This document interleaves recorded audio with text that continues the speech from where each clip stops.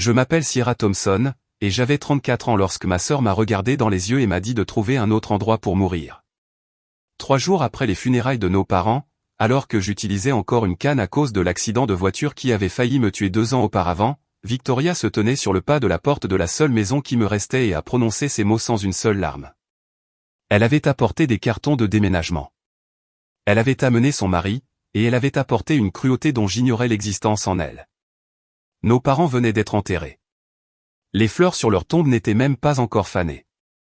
Et ma sœur, ma propre chair, me jetait hors de la maison où j'avais passé les 2 dernières années à me rétablir, à guérir et à m'occuper des personnes même auxquelles elle rendait à peine visite. Elle pensait que je n'avais rien. Elle pensait que je ne servais à rien. Elle se trompait. Avant de vous raconter ce qui s'est passé au bureau de l'avocat 3 jours plus tard, s'il vous plaît, prenez un moment pour aimer et vous abonner, mais seulement si vous appréciez vraiment cette histoire. Dites-moi dans les commentaires d'où vous regardez et quelle heure il est chez vous. Pour comprendre pourquoi ces mots ont blessé plus profondément que n'importe quel couteau, je dois vous ramener au jour où tout a basculé. 2 ans avant la mort de mes parents, j'étais architecte paysagiste avec ma propre petite entreprise à Hartford. Je concevais des jardins pour des clients fortunés, restaurais des domaines historiques et venais de décrocher un contrat avec la Société de botanique de la ville. La vie était belle. La vie avait un sens. Puis un conducteur ivre a grillé un feu rouge. Je ne me souviens pas de l'impact. Je me souviens seulement m'être réveillé dans une chambre d'hôpital avec des tiges métalliques dans la colonne vertébrale et des médecins m'expliquant que je ne marcherais peut-être plus jamais. L'opération a duré 11 heures. La récupération prendrait des années. Mon appartement avait des escaliers que je ne pouvais pas monter. Mon bureau avait des projets que je ne pouvais plus gérer. Mes économies avaient des limites que les factures médicales ne respectaient pas. Alors, quand mes parents ont proposé leur chambre d'amis au rez-de-chaussée, j'ai dit oui. J'ai réemménagé dans la maison où j'avais grandi, dans la chambre qui avait encore mes trophées d'athlétisme du lycée sur l'étagère. Pendant 18 mois, j'ai utilisé un fauteuil roulant. J'ai appris à naviguer entre les cadres de porte et les carreaux de la salle de bain, et j'ai connu l'humiliation particulière d'avoir besoin d'aide pour des choses que je faisais seul depuis l'enfance. Ma mère me faisait la lecture les mauvais jours. Mon père a construit une rampe pour la véranda arrière afin que je puisse m'asseoir dans le jardin. Victoria appelait une fois par mois, parfois moins. Elle ne demandait jamais de nouvelles de ma physiothérapie. Elle ne demandait jamais comment je m'en sortais. Les rares fois où elle appelait, si je décrochais, sa réponse était toujours la même, « Oh, tu es encore là. Passe-moi maman. » Encore là? Comme si j'étais une tâche qui ne partait pas au lavage. Ce que Victoria ne savait pas, ce qu'elle n'avait jamais pris la peine de demander, c'était que 4 mois avant la mort de nos parents, j'avais recommencé à marcher. D'abord avec un déambulateur, puis avec une canne. Je guérissais. Je devenais plus forte. Mais pour elle, je serais toujours l'incapable. Le Noël avant la mort de mes parents, Victoria est revenue à la maison avec sa famille parfaite. Derek portait un manteau en cachemire qui coûtait plus cher que mes factures médicales mensuelles. Leurs 2 enfants, Emma et Jacques, couraient dans la maison comme s'ils en étaient les propriétaires. Victoria dirigeait tout le monde comme un régisseur, réorganisant les meubles, critiquant la mise en table de ma mère, nous rappelant à tous comment les choses devaient être faites. J'ai passé 3 jours à préparer les plats préférés de ses enfants, des macaronis au fromage maison pour Jacques, des crêpes aux pépites de chocolat pour Emma. Je l'ai fait debout devant le comptoir, ma canne appuyée contre la cuisinière, le dos hurlant de douleur après 20 minutes, parce que je voulais contribuer. Je voulais être utile. Le matin de Noël, tout le monde s'est réuni dans le salon pour la photo de famille annuelle. Mon père a installé le trépied. Ma mère a ajusté les décorations sur le sapin. Les enfants se disputaient pour savoir qui se tiendrait devant. Victoria m'a regardé et a souri, mais ce n'était pas un sourire chaleureux. Sierra, tu devrais peut-être ne pas participer à celle-ci. Nous voulons une belle photo pour la carte de Noël. Le silence s'est installé dans la pièce. Ma mère a ouvert la bouche, puis l'a refermée. Mon père a fixé l'appareil photo comme s'il n'avait pas entendu. C'est juste que... Victoria a haussé les épaules. Le fauteuil roulant ne colle pas vraiment à l'esthétique, tu vois. Je n'étais même plus en fauteuil roulant. J'étais debout avec une canne, mais je n'ai pas discuté. J'avais appris que discuter avec Victoria ne faisait que lui donner des munitions. Alors, j'ai souri, j'ai hoché la tête et je suis allé dans la cuisine. par la fenêtre, j'ai regardé ma famille posée sans moi. J'ai entendu le déclic de l'obturateur une fois, 2 fois, 3 fois. Je ne savais pas alors que mon père avait tout observé, et je ne savais pas ce qu'il ferait dès le lendemain matin. Mes parents sont morts un mardi de mars. Ils s'envolaient pour la Californie pour le mariage d'un vieil ami d'université. Un vol privé, 6 passagers, un ciel dégagé. L'avion s'est écrasé quelque part au-dessus du Nevada. Ils ont dit que c'était une défaillance mécanique.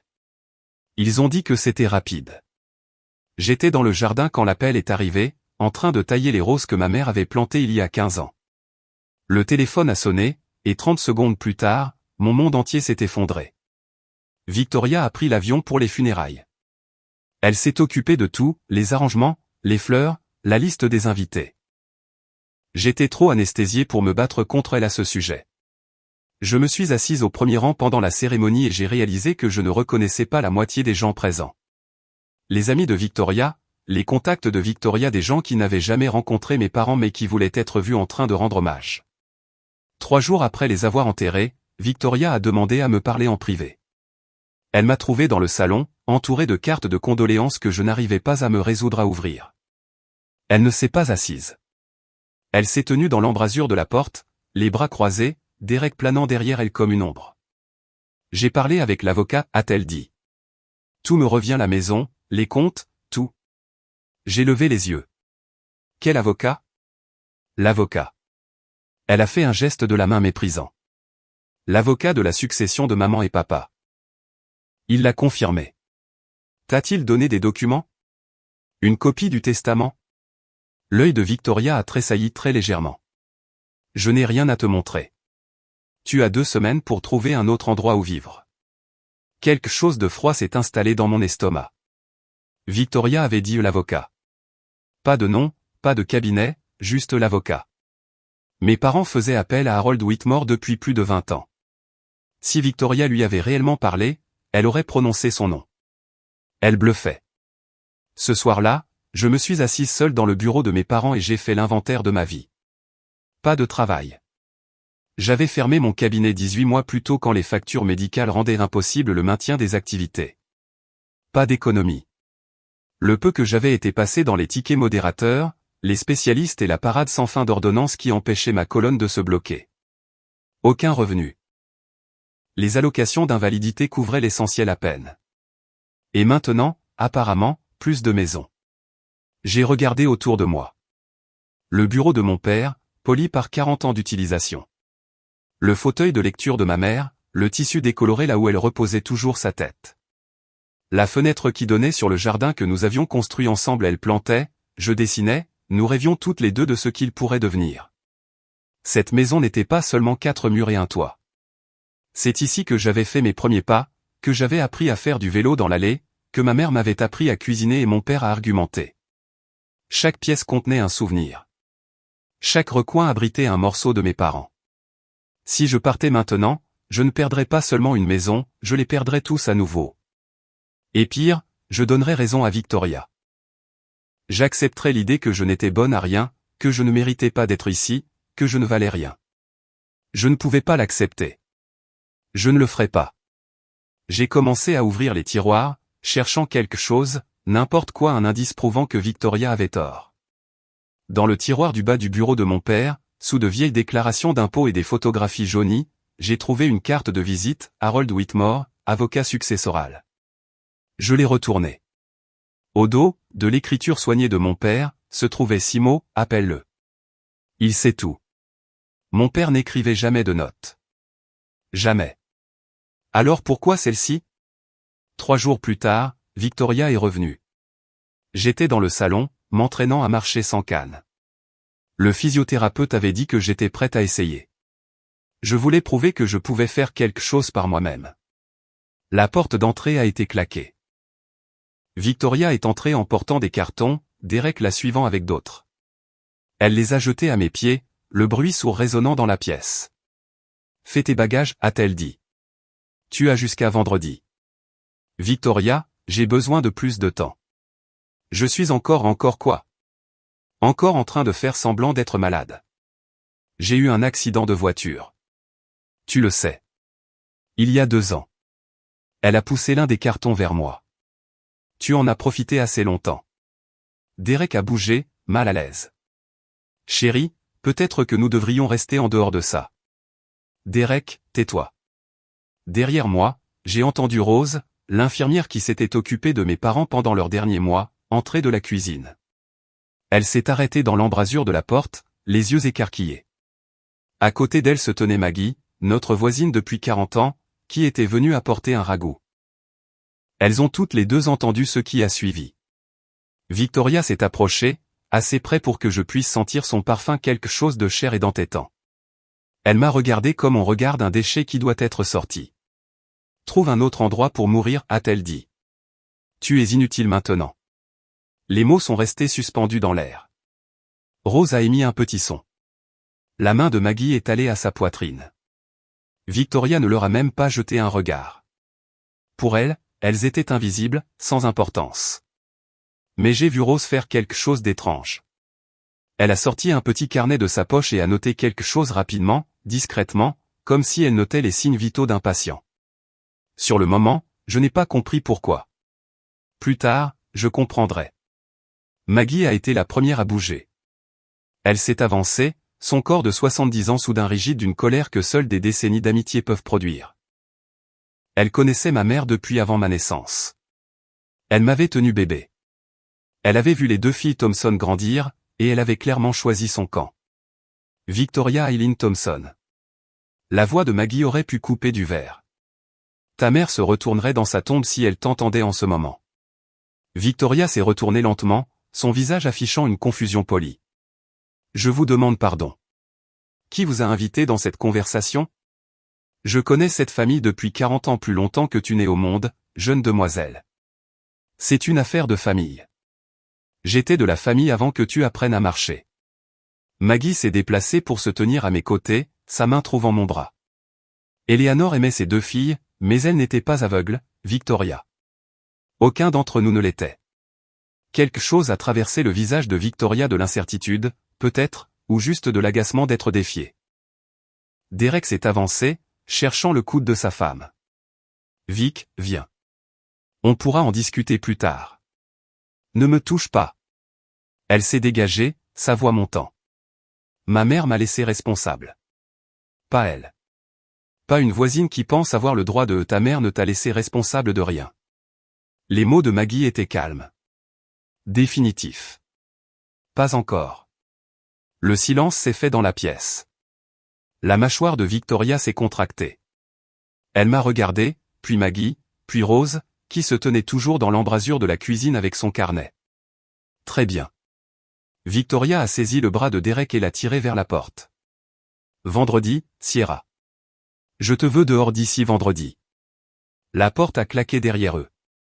Maggie a serré mon bras. Ne t'inquiète pas, ma chérie. Ce n'est pas fini. J'aurais aimé pouvoir la croire. Le lendemain matin, Derek est revenu seul. Je l'ai trouvé debout sur le perron, les mains dans les poches, ressemblant à un homme qui avait perdu une dispute avec son propre reflet. Quand j'ai ouvert la porte, il a tressailli. Victoria ne sait pas que je suis là, a-t-il dit rapidement. Pouvons-nous parler? Je l'ai laissé entrer. Nous nous sommes assis dans le salon, lui sur le bord du fauteuil de ma mère, moi sur le canapé avec ma canne appuyée contre la coudoir. Il n'osait pas croiser mon regard. Écoute, a-t-il commencé, à propos d'hier. Victoria subit beaucoup de pression. La pression de jeter sa sœur handicapée hors de la maison de ses parents décédés. Il a grincé des dents. Ce n'est pas personnel, Sierra. Nous avons juste vraiment besoin d'argent. Je suis resté totalement immobile. Besoin. La maison seule vaut. Il s'est arrêté, s'est repris. Je veux dire, la succession devrait être réglée rapidement pour le bien de tout le monde. Derek. Je me suis penché en avant. Qu'est-ce qui se passe? Il est resté silencieux un long moment. Puis, d'une voix à peine plus haute qu'un murmure, nous avons des ennuis. Les investissements que j'ai faits l'année dernière, ils n'ont pas abouti. Nous devons beaucoup, plus que ce que nous pouvons couvrir. Combien? Il a regardé le plafond, le sol, n'importe où sauf moi. 400 000, plus ou moins. Le chiffre est resté suspendu entre nous comme de la fumée. La banque menace de saisir notre maison, a-t-il continué.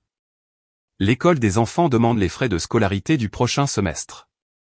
Victoria essaie de tout maintenir, mais Derek. La voix de Victoria, tranchante comme une lame, est venue de l'entrée. Nous avons tous les deux sursauté. Je n'avais pas entendu sa voiture arriver.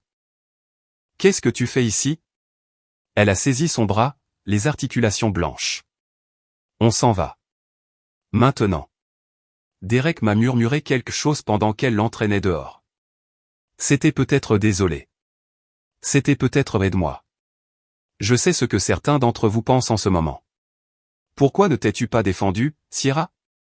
Pourquoi n'as-tu rien dit? Je me suis posé la même question. Mais voici ce que j'ai appris, parfois, la meilleure réponse est de ne pas répondre du tout. Si vous avez déjà été dans une situation où quelqu'un vous a sous-estimé, tapez « je sais » dans les commentaires. Et si vous êtes curieux de savoir ce qui s'est passé au bureau de l'avocat 3 jours plus tard, continuez à regarder. Maintenant, retour à l'histoire. Ce soir-là, j'ai retrouvé la carte de visite, Harold Whitmore, avocat successoral. L'écriture au dos semblait briller sous la lampe de bureau, appelle-le. Il sait tout. J'ai composé le numéro avant de pouvoir changer d'avis. Le téléphone a sonné 2 fois, puis une voix, grave et posée, cabinet Whitmore. Monsieur Whitmore, c'est Sierra Thompson, la fille de Robert et Eleanor. Une pause, puis plus chaleureux, Mademoiselle Thompson, j'attendais votre appel. Quelque chose dans son ton m'a fait serrer le téléphone plus fort. Ah bon? Votre père m'avait dit que vous prendriez contact. Il en était même assez convaincu, en fait. Des papiers ont bruissé en arrière-plan. Je crois comprendre que votre sœur a fait des réclamations concernant la succession. Elle dit que tout lui revient. Elle dit que vous l'avez confirmé. Un rire sec. Je n'ai pas parlé à Victoria depuis la fête d'anniversaire de vos parents il y a 3 ans. Elle n'a certainement pas contacté mon bureau. Le soulagement qui m'a envahi m'a presque donné le vertige. Alors, elle ment. Je ne me permettrai pas de qualifier les déclarations de votre sœur. Ce que je peux vous dire, c'est que vos parents ont été très précis sur leur volonté. Il fit une pause. Très précis, Mademoiselle Thompson. Qu'est-ce que cela signifie? Cela signifie que j'aimerais que vous veniez à mon bureau avant la lecture officielle. Il y a des aspects du testament qui nécessitent un contexte. Une autre pause, plus longue cette fois. Des choses que personne d'autre ne sait, pas même votre sœur. J'ai noté l'heure du rendez-vous avec des mains tremblantes. Mademoiselle Thompson, sa voix s'adoucit, votre père a modifié son testament il y a 6 mois, juste après Noël. Il m'a dit qu'il voyait enfin les choses clairement. La photo de Noël, celle sur laquelle je n'étais pas. Il avait regardé, finalement. La veille de la lecture officielle du testament, Rose est venue dire au revoir. Elle se tenait sur le perron, un gilet serré sur ses épaules, paraissant plus petite que dans mes souvenirs. Pendant 8 mois, elle avait été une présence constante dans cette maison, prenant les signes vitaux de mes parents, gérant leurs médicaments, restant avec ma mère pendant les longues nuits où la douleur l'empêchait de dormir. Maintenant, son travail était terminé, et elle partait vers une autre famille, un autre patient, une autre fin. Je voulais vous donner quelque chose, dit-elle. Elle fouilla dans son sac et sortit un carnet relié en cuir, aux bords usés. Je l'ai reconnu immédiatement. L'écriture de ma mère couvrait la page visible, son écriture cursive tout en boucle, sa façon de toujours trop appuyer sur le stylo. Votre mère m'a demandé de garder ceci précieusement. Rose pressa le carnet dans mes mains. Elle a dit que vous en auriez besoin un jour. Elle a dit que vous sauriez quand. J'ai suivi du doigt les initiales de ma mère sur la couverture. Qu'y a-t-il dedans? Ses pensées, ses journées, ses observations. Rose hésita. Les dernières pages vous concernent, vous et votre sœur. Je ne les ai pas lues. Ce n'était pas ma place. Mais je pense qu'elle voulait que vous compreniez quelque chose. Comprendre quoi? Rose jeta un coup d'œil vers la rue comme pour vérifier que nous étions seuls. Il y a autre chose chez Monsieur Whitmore. Votre mère a enregistré un message il y a quelques mois, une vidéo. Elle croisa mon regard. Elle a été très claire sur le moment où elle devait être diffusée. Ma gorge se serra. Rose, pourquoi me dis-tu cela? Elle s'avança et me serra la main. Votre mère savait, Sierra. Elle savait ce que Victoria ferait, et elle s'est préparée. Rose recula vers sa voiture. Vos parents vous aimaient toutes les deux, mais ils n'étaient pas aveugles. Le carnet me semblait pesant entre mes mains, comme une promesse, comme un avertissement. Victoria a organisé la réception commémorative comme elle organisait tout, de manière coûteuse et sans consulter personne.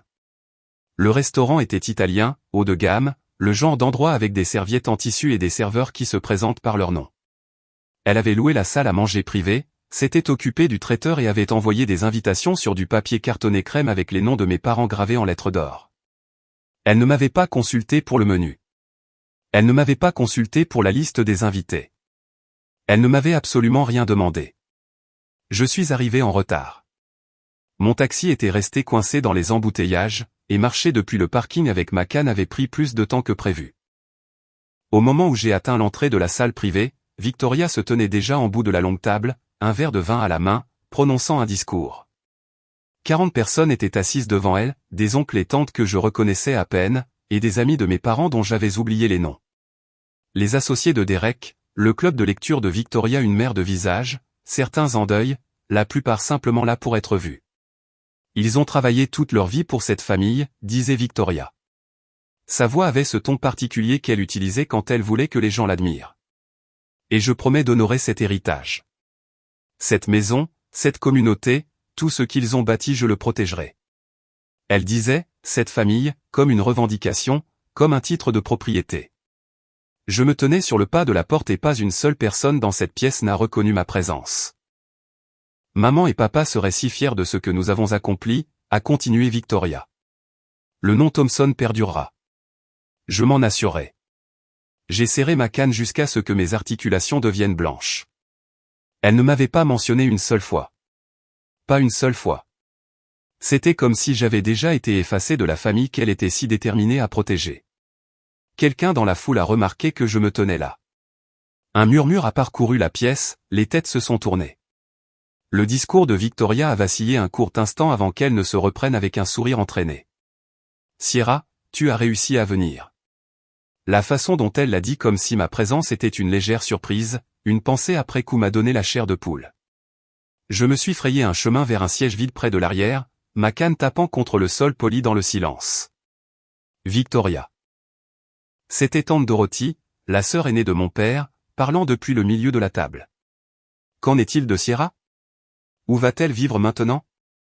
La question est restée suspendue dans l'air. 40 paires d'yeux ont alterné entre nous. Le sourire de Victoria n'a pas faibli. Sierra a ses propres projets. Elle est en transition. En transition vers où? A insisté Dorothy. Victoria a haussé les épaules délicatement. Partout où elle pourra s'en sortir. Elle a toujours été pleine de ressources. Quelques personnes ont gloussé de petits rires, des rires nerveux, le genre que les gens font quand ils ne savent pas quoi faire d'autre. Mais ils ont ri. Je me tenais là avec ma canne, sentant le poids de chaque regard.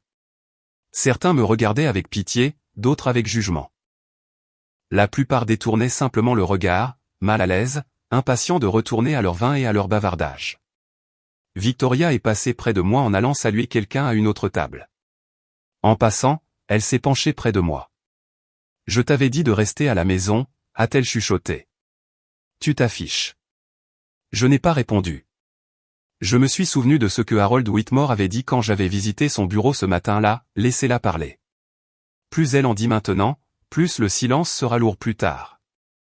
Alors, j'ai trouvé mon siège. J'ai joint mes mains sur mes genoux et j'ai attendu. Victoria n'avait aucune idée de ce qui allait arriver. Maggie est arrivée 20 minutes plus tard, vêtue de noir et arborant un regard à faire tourner le lait. Elle a balayé la pièce du regard jusqu'à ce qu'elle me trouve seule à ma table d'angle, poussant la nourriture dans mon assiette sans manger. Puis son regard s'est porté sur Victoria, qui tenait salon près du bar, riant de quelque chose que Derek avait dit. La mâchoire de Maggie s'est contractée. Elle a marché droit vers moi. Est-ce vrai? A-t-elle demandé en s'asseyant. Ce que Dorothy vient de me dire? Victoria a-t-elle vraiment dit que tu es en transition? J'ai hoché la tête. Maggie s'est relevée. Avant que je puisse l'arrêter, elle a élevé la voix assez fort pour couper court à toutes les conversations de la pièce. Eleanor et Robert auraient honte s'ils pouvaient voir ça. Le silence s'est fait dans la pièce. Victoria s'est tournée, son verre de vin figé à mi-chemin de ses lèvres. Pardon? La voix de Victoria était de glace. Tu m'as bien entendu. Maggie n'a pas bronché. Cette fille, elle m'a désigné du doigt, s'est occupée de tes parents chaque jour pendant que tu étais trop occupé pour leur rendre visite. Elle les a lavés. Elle les a nourris.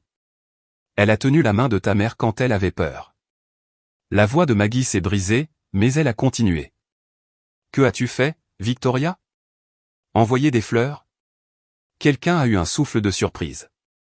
Derek a fait un pas en avant, cherchant le bras de Victoria, mais elle l'a repoussé. Vous n'avez aucun droit. J'ai tous les droits. J'ai été la meilleure amie d'Eleanor pendant 40 ans. Maggie s'est déplacée pour se tenir à mes côtés, sa main sur mon épaule. Et je sais exactement quel genre de fille tu as été. Le silence était absolu. Quelqu'un a toussé. Une fourchette a teinté contre une assiette. Le visage de Victoria était devenu rouge, puis blanc. Pour la première fois, j'ai vu quelque chose se briser dans son assurance, quelque chose d'incertain. Maggie s'est penchée et m'a murmuré à l'oreille, j'ai parlé à Harold ce matin. Il m'a dit ce qui s'en vient. Attends seulement, ma chérie. Attends seulement. 3 jours plus tard, je suis entré dans le bureau de Harold Whitmore au 12e étage du Hartford Financial Building. La réceptionniste m'a dirigé vers une salle de conférence au bout du couloir tout en bois sombre et fauteuil en cuir, avec des fenêtres du sol au plafond qui donnaient sur la ville. Le genre de pièce où les choses importantes se passent. Victoria était déjà là. Elle était assise en bout de table comme si elle en était la propriétaire, son sac Hermès positionné juste comme il faut, sa posture parfaite.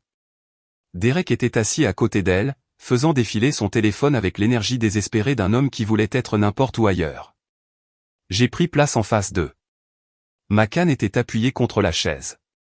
Victoria ne m'a pas regardé. Harold Whitmore est entré avec une mallette en cuir, suivi d'un greffier. Il était plus vieux que dans mes souvenirs, les cheveux argentés, distingués, avec ce genre de calme qui vient de décennies passées à annoncer des nouvelles bouleversantes à des gens qui n'étaient pas prêts à les entendre. Merci à tous d'être venus, a-t-il dit en s'installant dans son fauteuil. Avant de commencer la lecture formelle, je dois vérifier quelques points. Il a ouvert un dossier chemise et a regardé Victoria. Madame Hartley, avez-vous déjà vu le testament complet que vos parents ont déposé à mon bureau? Victoria s'est redressée. J'ai vu le testament. Oui, il était dans la table de nuit de ma mère. Le document dans la table de nuit, Harold a hoché la tête lentement. Pouvez-vous le décrire? 4 pages. Langage juridique standard. Tous mes légués en tant que fille aînée. Harold a retiré ses lunettes et les a nettoyées avec un chiffon. Le geste était sans hâte, presque théâtral. Madame Hartley, a-t-il dit doucement. Avez-vous déjà vu le testament complet, ou seulement le résumé que votre mère gardait comme copie de référence? La main de Victoria s'est serrée sur son sac. Pour la première fois, son sourire a disparu. De quoi parlez-vous? La voix de Victoria était maintenant tendue. Un résumé? C'était ça, le testament. Harold a ouvert sa mallette et en a sorti un document épais relié sous couverture juridique bleue. Il l'a placé sur la table entre nous. Voici les dernières volontés et le testament de vos parents. 32 pages. Signé il y a 6 mois dans ce bureau, devant 2 de mes associés, notarié et déposé au tribunal des successions. Victoria s'est penchée en avant. C'est impossible. J'ai vu le testament. Il était daté d'il y a 5 ans. Il disait, ce que vous avez vu, Madame Hartley, était un projet préliminaire. Vos parents le gardaient dans leur table de nuit comme référence, mais ils ont mis à jour leur planification successorale de manière significative avant leur décès. Harold a tapoté le document. Voici la version légale. La seule version qui compte. Le téléphone de Derek a claqué sur la table. Il ne l'a pas ramassé. C'est une fraude. Victoria s'est levée, sa chaise grinçant contre le parquet. Vous l'aidez à commettre une fraude. Elle a probablement forgé, Madame Hartley. La voix d'Harold n'a pas monté, mais elle s'est durcie. Je suis l'avocat de votre famille depuis 22 ans. J'ai rédigé le premier testament de vos parents quand vous aviez 15 ans. Je ne commets pas de fraude, et je n'apprécie pas l'insinuation. Victoria a ouvert la bouche, puis l'a refermée. Ses mains tremblaient. Asseyez-vous, a dit Harold. Ce n'était pas une demande. Elle s'est assise. J'ai regardé le visage de ma sœur passer par toutes les émotions, incrédulité, colère, peur. Quand elle m'a finalement regardé, il y avait quelque chose de nouveau dans ses yeux, quelque chose qui ressemblait presque à de la panique. Il ne ferait pas ça, a-t-elle chuchoté. Il ne le ferait pas, Harold a commencé à tourner les pages. Peut-être devrions-nous laisser vos parents parler d'eux-mêmes. La pièce semblait plus petite, l'air plus rare, et j'ai réalisé que tout était sur le point de changer. Harold lisait lentement, délibérément, donnant du poids à chaque mot.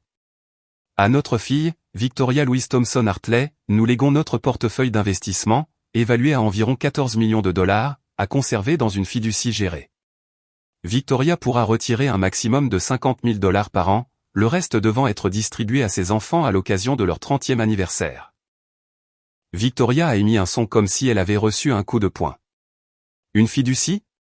Derek s'est penché en avant. Qu'est-ce que vous voulez dire, une fiducie? Nous avons besoin de cet argent maintenant. Harold a continué comme si Derek n'avait pas parlé. Le document inclut une lettre de vos parents expliquant leur raisonnement. Dois-je la lire? Oui, ai-je dit avant que Victoria ne puisse s'y opposer. Harold a ajusté ses lunettes. Nous aimons Victoria de tout notre cœur, mais nous l'avons vu lutter avec ses décisions financières tout au long de sa vie d'adulte. Nous avons vu de l'argent disparaître dans des entreprises qui ne se sont jamais concrétisées. Nous ne souhaitons pas que le travail de notre vie soit perdu dans l'année suivant notre décès. La fiducie n'est pas une punition. C'est une protection. Le visage de Victoria était passé du blanc au gris. Derek fixait la table comme s'il voulait qu'elle l'engloutisse. Maintenant, Harold a tourné plusieurs pages concernant la maison familiale et la propriété environnante, évaluée à environ 4 millions de dollars. J'ai arrêté de respirer. Nous léguons notre maison à notre fille, Sierra Ann Thompson. À condition qu'elle ne soit pas vendue pendant une période de 10 ans. Sierra a été notre réconfort et notre compagne durant nos dernières années. Elle a entretenu notre jardin, nous a tenu la main et nous a apporté la paix. La maison lui appartient. Elle l'a mérité. Ma vision s'est troublée. Quelque part au loin, Victoria disait quelque chose, s'opposait, exigeait. Mais je ne pouvais pas l'entendre. Tout ce que je pouvais entendre, c'étaient les voix de mes parents m'atteignant depuis l'au-delà. Il y a encore une chose, a dit Harold. Il a cherché dans sa mallette et en a sorti une clé USB.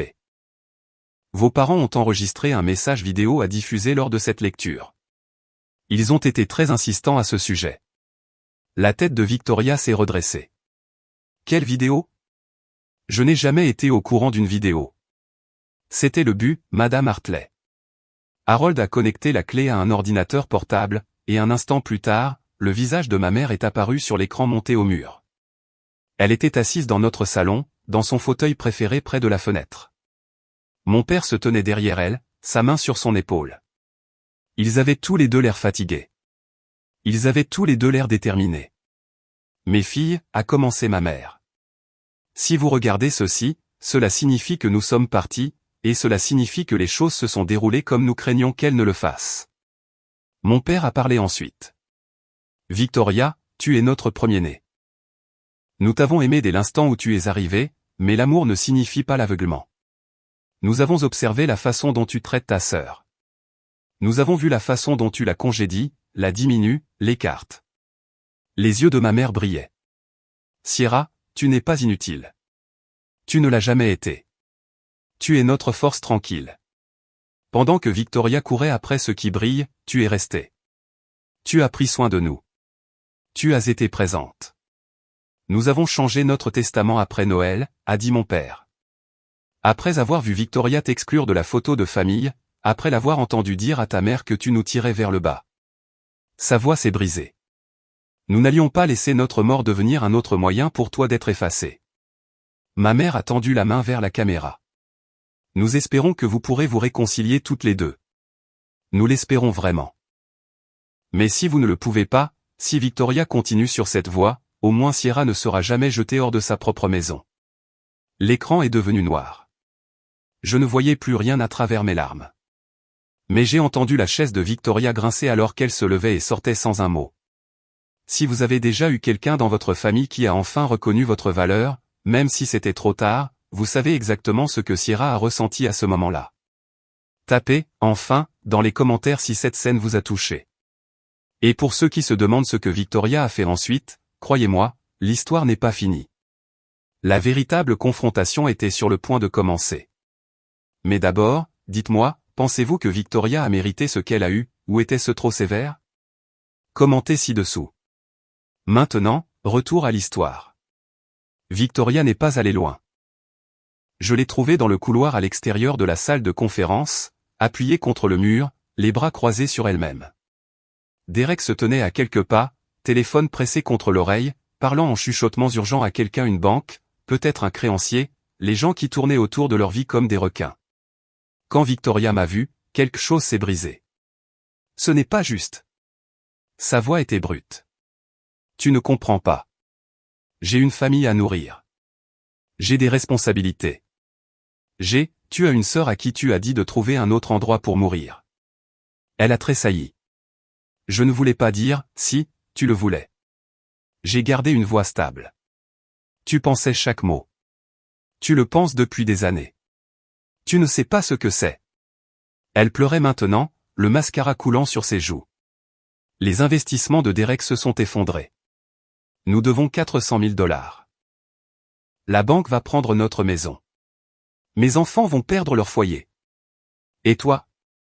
Elle m'a désigné d'un doigt tremblant. Tu n'as personne. Tu n'as pas d'enfant. Tu n'as pas besoin d'argent.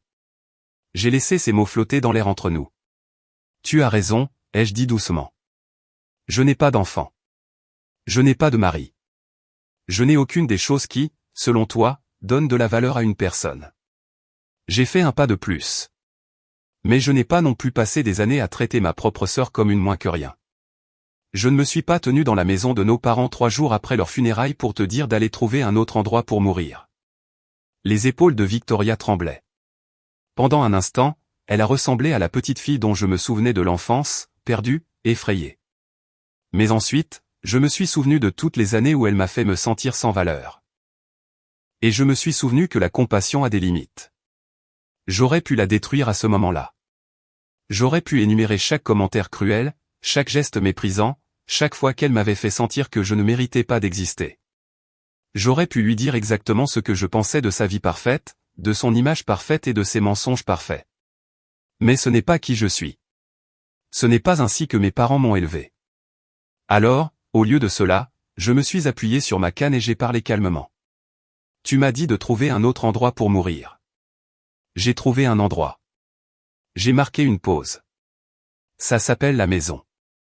Victoria a eu le souffle coupé. Je ne vais pas jubiler, Victoria. Ce n'est pas mon genre. Mais je vais fixer une limite. J'ai croisé son regard. Tu ne me reparleras plus jamais comme ça. Plus jamais. Ni en privé, ni en public, ni devant tes enfants. J'ai fini d'être ton punching ball. Elle m'a regardé comme si elle me voyait pour la première fois. J'ai une proposition, ai-je continué. La fiducie te donne 50 000 $ par an. Ce n'est pas rien, mais je sais que cela ne résoudra pas tes problèmes immédiats. Je suis prête à te prêter ce dont tu as besoin pour rembourser la banque.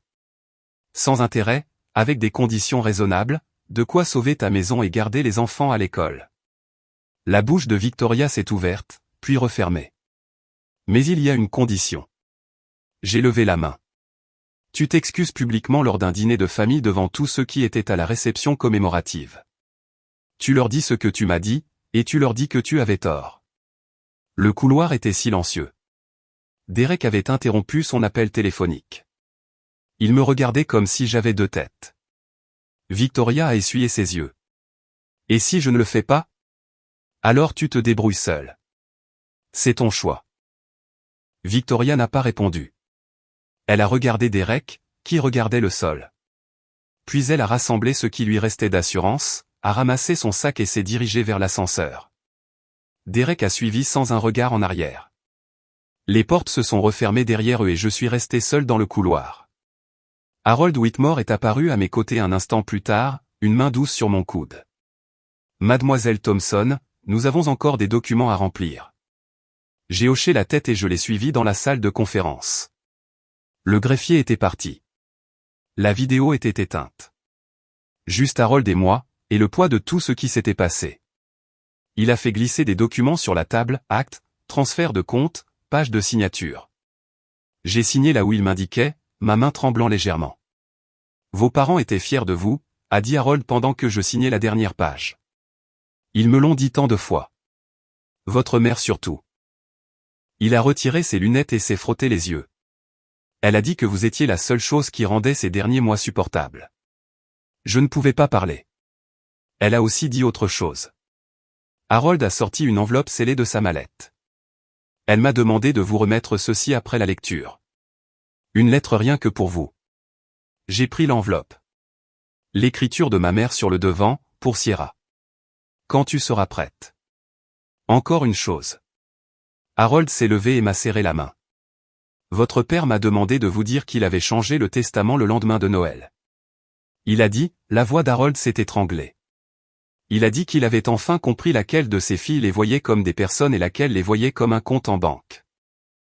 Je suis sorti de ce bureau avec l'acte de propriété de la maison de mon enfance, 14 millions de dollars dans une fiducie à mon nom, et une lettre de ma mère pressée contre mon cœur. Ce n'était pas un sentiment de victoire.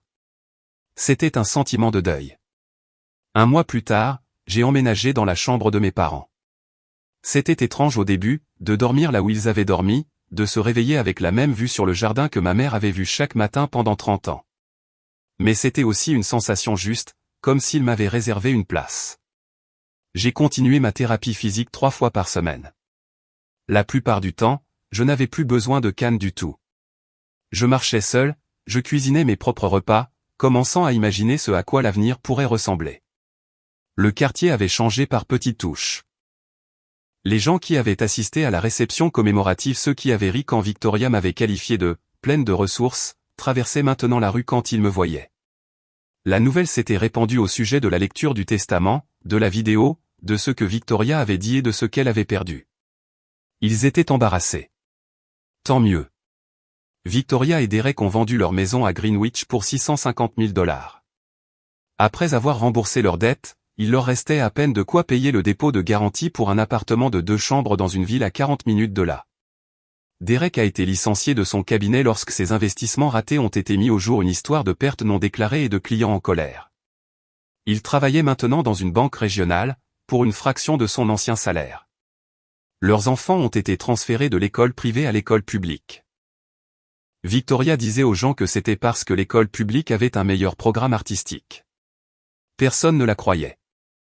Elle m'a appelé une fois, 3 semaines après la lecture. Ton offre est-elle toujours valable? Sa voix était plate, épuisée. Oui. Je ne suis pas encore prête à m'excuser. Je suis restée silencieuse un moment. Alors je ne suis pas prête à faire un chèque. La ligne a coupé. Mais elle avait appelé. C'était déjà ça. Ce n'était pas le pardon, mais c'était peut-être le début de la prise de responsabilité. 2 mois après la lecture, j'ai finalement ouvert le journal de ma mère. Je le portais avec moi depuis que Rose me l'avait donné, le gardant sur ma table de nuit, le tenant parfois contre moi pour m'endormir. Mais je n'avais pas été capable de le lire. La pensée d'entendre à nouveau la voix de ma mère, même à travers son écriture, était comme rouvrir une blessure que je n'étais pas sûr de pouvoir refermer. Mais ce soir-là, assise dans son jardin sous les étoiles, j'étais prête. Les entrées étaient banales au début, liste de courses, rendez-vous chez le médecin, notes sur le temps et les plantes qui fleurissaient. Ma mère avait toujours été une femme pratique, même dans ses pensées privées. Puis je suis arrivé aux 10 dernières pages sur Victoria. J'aime ma fille aînée, mais je m'inquiète pour elle. Elle court après quelque chose qu'elle ne pourra jamais rattraper, l'approbation, le succès, l'apparence de la perfection. J'espère qu'elle trouvera la paix un jour. J'espère qu'elle réalisera que ce qu'elle a est suffisant. À mon sujet, Sierra ne sait pas à quel point elle nous a sauvés après l'accident quand elle est revenue à la maison. Je pensais que c'était moi qui m'occupais d'elle, mais c'était elle qui s'occupait de nous. Simplement en étant là, en préparant le petit déjeuner, en me lisant des histoires, en s'asseyant avec Robert dans le jardin, elle nous a sauvés d'une solitude dans laquelle je ne savais pas que nous nous noyions. La dernière entrée datait de 3 semaines avant l'accident, Sierra est mon miroir. Patiente, calme, forte d'une manière que personne ne remarque jusqu'à ce qu'il soit trop tard. J'aurais dû lui dire plus souvent. J'aurais dû dire les mots à voix haute au lieu de simplement les écrire ici. Si tu lis ceci, Sierra, sache une chose, tu n'as jamais été inutile. Tu as été tout pour nous. J'ai refermé le journal et j'ai regardé le ciel. Les larmes sont venues, mais elles étaient différentes cette fois. Ce n'était pas du chagrin, c'était une libération. 6 mois après la mort de mes parents, j'ai repris le travail. À temps partiel d'abord, en tant que consultante pour une entreprise de conception paysagère à Hartford. De petits projets, rien de trop exigeant, mais cela faisait du bien d'utiliser à nouveau mes compétences, de voir quelque chose de beau pousser à partir de rien. Mon premier vrai projet a été le jardin derrière la maison de mes parents. Ma mère avait planté des roses, des hortensias et un petit potager qui était devenu sauvage durant les mois où elle n'avait plus pu s'en occuper.